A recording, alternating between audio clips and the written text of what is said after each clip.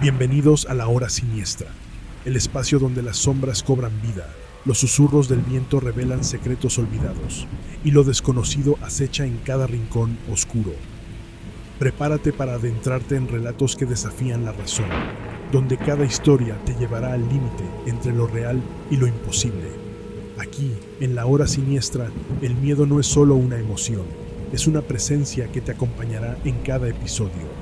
Apaga las luces, ajusta tus audífonos y permite que la oscuridad te envuelva, porque la hora ha llegado y no hay vuelta atrás. Esto es La Hora Siniestra, donde las leyendas viven y el miedo es real. Todo empezó después de que perdí mi trabajo. Por un recorte de personal, me quedé sin empleo y tuve que aceptar un puesto como guardia nocturno en una fábrica. No era el trabajo ideal, pero el dinero hacía falta. Al principio, todo fue tranquilo. Solo yo, el edificio silencioso y largas noches por delante. Pero con el paso de los días, cosas extrañas comenzaron a suceder. Escuchaba crujidos en las paredes, como si alguien caminara en los pasillos, pero cada vez que me acercaba no había nada. Intentaba no darle importancia, diciéndome que era solo el cansancio de trabajar en turno nocturno. Pero no tardé en darme cuenta de que las cosas estaban fuera de lugar. Dejaba cajas apiladas en un sitio, y cuando volvía más tarde, estaban en otro lado. Las puertas que cerraba durante mis rondas aparecían abiertas. Lo peor era la sensación constante de ser observado. Cada vez que recorría los pasillos, sentía una mirada pesada en la nuca. Giraba con la linterna esperando encontrar a alguien, pero nunca había nada. Una noche, cansado de sentirme perseguido, fui a la oficina y revisé las grabaciones de las cámaras de seguridad. Y fue entonces cuando lo vi. Una figura encorvada.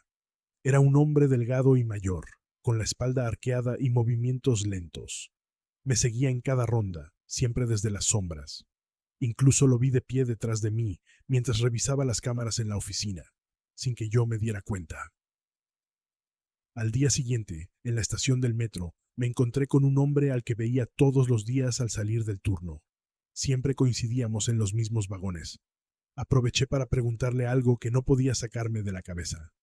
¿Conoces a alguien chaparrito, delgado, de unos 60 años? El tipo me miró unos segundos y luego respondió: ese suena como Don Chon. Me contó que Don Chon había trabajado en la fábrica por muchos años como hombre de mantenimiento. Los dueños le tenían tanta confianza que le permitieron vivir dentro de la fábrica, en un pequeño departamento improvisado. Pero un día desapareció sin dejar rastro, y nadie volvió a saber de él. Al parecer, se había robado materiales de la fábrica y huyó. Una noche me armé de valor y fui al departamento donde vivía Don Chon. Forcé la puerta y entré. El aire estaba pesado, como si nadie hubiera entrado allí en mucho tiempo. Las pocas pertenencias de Don Chon seguían en su sitio: ropa vieja, algunas herramientas y cosas personales. Todo cubierto de polvo, como si el tiempo se hubiera detenido en ese lugar. Revisé entre sus cosas y entonces encontré una fotografía. En la imagen aparecía Don Chon, idéntico al espectro que había visto en las cámaras. No había duda, la sombra que me seguía era él. No solo veía a Don Chon en la fábrica, también aparecía en mi casa mientras dormía. Lo veía de pie al final de mi cama, mirándome con una expresión cansada y triste. Otras veces soñaba que hombres sin rostro lo golpeaban brutalmente y lo arrastraban hacia la nueva ala en construcción. Podía sentir su miedo y su desesperación, como si intentara mostrarme lo que le había pasado. Una noche, mientras hacía mi ronda, escuché un fuerte estruendo proveniente de la nueva ala en construcción. El sonido fue tan fuerte que pensé que algo pesado se había caído. Tomé mi linterna y corrí hacia allí. Cuando llegué, todo estaba en silencio. Sin embargo, en la mesa donde los albañiles solían comer, una lata de frijoles vacía comenzó a rodar lentamente por el suelo. Sabía que esa lata no se había movido sola. Algo me estaba guiando. La seguí con la linterna hasta que se detuvo frente a un punto del piso que se veía recién colocado. Sentí un escalofrío recorrerme el cuerpo.